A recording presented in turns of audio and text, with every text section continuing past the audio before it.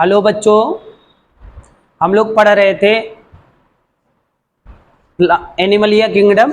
और Animalia kingdom के बारे में हमने जैसा कि पहले बताया था कि इनमें जो डाइवर्सिटी होती है लगभग 10 लाख या 1 मिलियन से ज़्यादा हमने बताया था। और यहाँ एनिमलिया किंगडम में सबसे पहले हमने क्लासिफिकेशन बताया था on the basis of cellular organization या digestive system, circulatory system, symmetry के आधार पे। इसके अलावा डिप्लोब्लास्टिक की ट्रिप्लोब्लास्टिक ऑर्गेनिज्म है, सीलोम के आधार पे, सिगमेंटेशन के आधार पे, और हमने नोटोकार्ड के आधार पे ये चीजें हमने बताया था। जिनमें से सबसे पहला फाइलम, क्योंकि एनिमलिया किंगडम के 11 फाइलम होते हैं, सबसे पहले हमने पोरीफेरा के बारे में बताया था, फिर Coelenterata, Ctenophora, Platyhelminthes, Aschelminthes, Annelida, Arthropoda, Mollusca, Echinodermata, Hemichordata और कार्डेटा।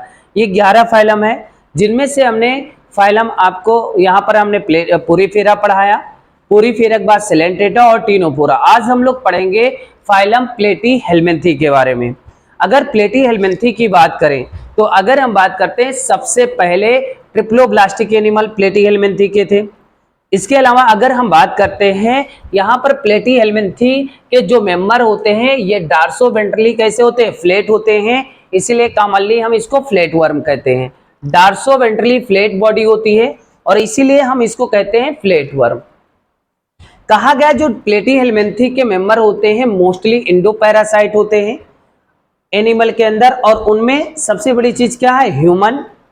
फ्लैट वर्म में सिमेट्री कौन सी होती है बेटा, बाइलेटरल सिमेट्री होगी, डिप्लोब्लास्टिक होंगे, एसिलोमेट कंडीशन होगा और organ level of body organisation होता है। ये चीज यहाँ पर बताया गया।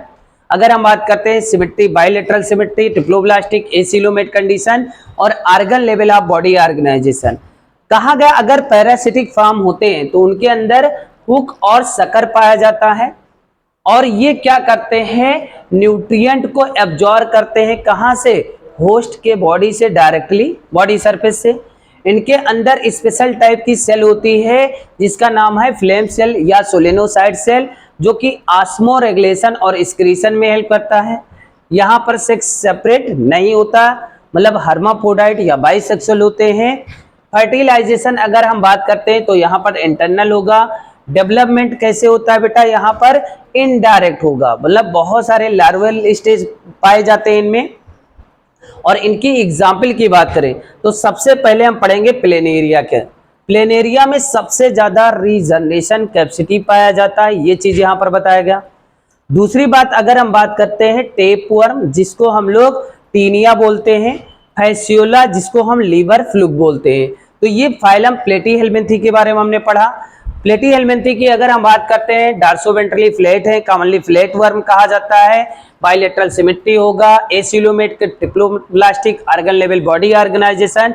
जो पैरासिटिक फॉर्म होते हैं उनमें हुक और सकर पाया जाता है, और ये बॉडी से सरफेस से डायरेक्टली न्यूट्रिशन को एब्जॉर्ब करेंगे। ऑस्मो रेगुलेशन और एक्सक्रीशन के लिए फ्लेम सेल पाया जाता है। फर्टिलाइजेशन इंटरनल होगा, सेक्स सेपरेट नहीं होता है, डेवलपमेंट इनडायरेक्ट होगा। ये चीजें हमने आपको पढ़ाया बेटा। अगर हम बात करते हैं, यहाँ पर फोटो भी दिया है प्लेटीहेल्मिन्थी के जो मेंबर हैं बेटा, जैसे यहाँ पर हमने बताया प्लेटीहेल्मिन्थी में टेपवर्म और लीवर फ्लूक दोनों के फोटो दिए गए हैं।